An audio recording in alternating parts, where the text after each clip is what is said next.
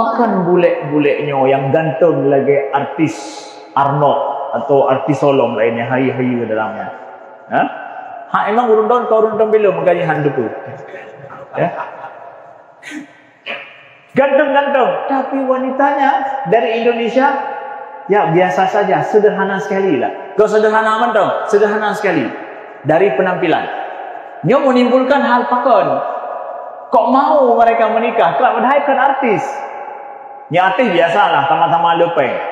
Ya. Kami tanya salah kepada beberapa daripada suami ini. Kenapa kamu mau menikah dengan istrimu ini? Ini jawaban yang sama kami dapatkan. Apa itu?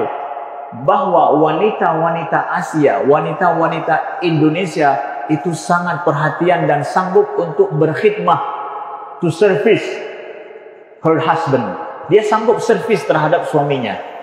Dan itu yang tidak kami dapatkan pada wanita-wanita bule, wanita-wanita asli sini. Ketika saya pergi kerja, baju saya sudah disiapkan.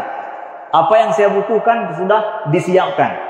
Berkala kestrika, kemudian baju nyosok. Itu bagi orang barat itu amazing bagi mereka. Karena bagi orang barat adalah agam pakai geron, baju cok geron, urinau cok geron. Alasan mandiri lah hudeknya. Jadi akhirnya ragam dumpul geron, makanya baju krot orang boleh sampai esok baju krot negalan. Karena hana sok hana gosok geron ke hana.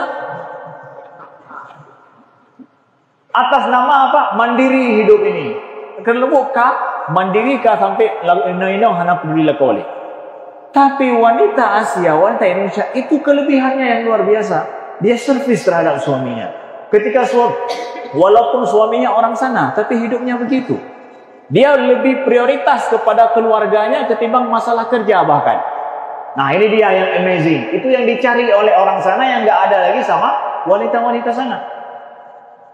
Nah ini yang luar biasa saudaraku yang dimuliakan. Kenapa? Ini ajaran agama kita taat kepada suami.